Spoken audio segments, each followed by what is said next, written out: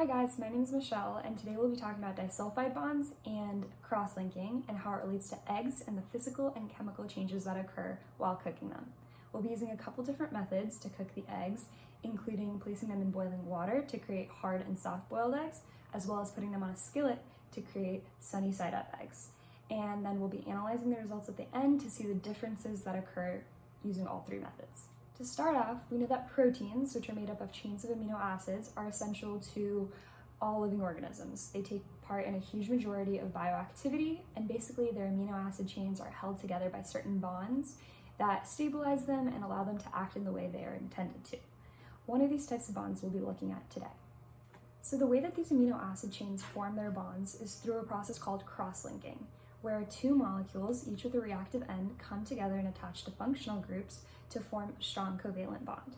This relates to disulfide bonds, which we'll be looking at today, in which basically the thiol or sulfhydryl group of each reactive end of a cysteine molecule come together and form that covalent bond. In this case, the cysteine molecules would be the cross-linkers. Mechanistically speaking, one of the sulfur anions of the thiol group on one cysteine would act as a nucleophile and attack the sulfur of another cysteine to form a strong covalent bond that cannot be easily broken.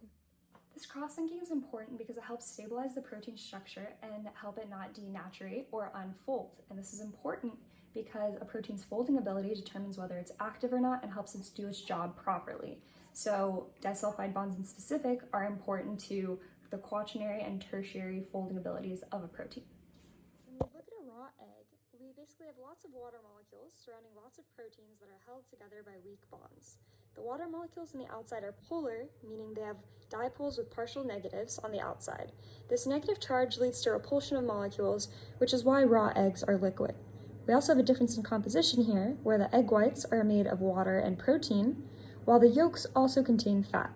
Fat is nonpolar, and it has no charge, meaning less repulsion, and this explains why the yolk is a little more solid. An egg, regardless of whether it be on a skillet or boiling it, we are basically using heat to break these weak bonds, denature the proteins, and then form disulfide bonds instead. Let's start with cooking an egg on a skillet. I basically added a non-stick cooking spray and cracked the egg into the pan. When we fry an egg, we are adding heat.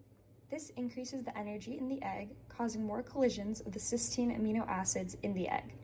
This causes denaturation, where the weak bonds break, which leads to water breaking away from these proteins, allowing the cysteine molecules to interact to form these disulfide crosslinks, or disulfide bridges.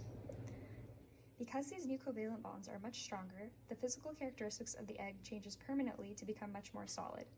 This method, however, leads to uneven distribution of heat. We can see that the bottom of the egg gets a lot more heat than the top, which causes the disulfide bonds to form there first, which is the reason that the bottom becomes much more solid while we still see liquid at the top as the egg cooks. So we want to find the right balance of heat and time to allow the heat to come through the entire egg without forming too many disulfide bonds that would over toughen the bottom while the top stays too liquidy. This is where the differences in the molecules present in the yolk and the whites of the egg can be seen coming into play as well. As we said before, the yolk is more solid due to the uncharged fat molecules present.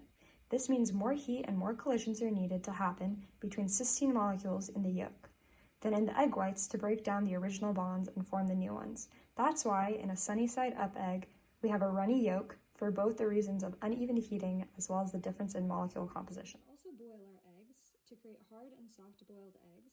We do this by first boiling water and using it as our hot water bath, basically. This also adds heat, causing the same denaturation and formation of new disulfide bonds as the other method. We also want to make sure we cook our eggs only on medium heat and for a short amount of time to avoid overcooking it, as this would lead to too many disulfide bonds forming and giving the overall egg an unwanted tough consistency. We can also use the difference in the molecule composition to our advantage when using this method, just like we do when cooking our sunny side up eggs. If we boil an egg for about half the time, the cysteine molecules in the yolk won't have as much time to break their bonds and collide with each other, meaning the whites will solidify while the yolk will stay runny. This will give us a soft-boiled egg instead. After cooking the eggs for the desired amount of time, we immediately put them in a cold water bath. This is because although the eggs have been removed from heat, the eggs being hot themselves mean disulfide bonds are still forming.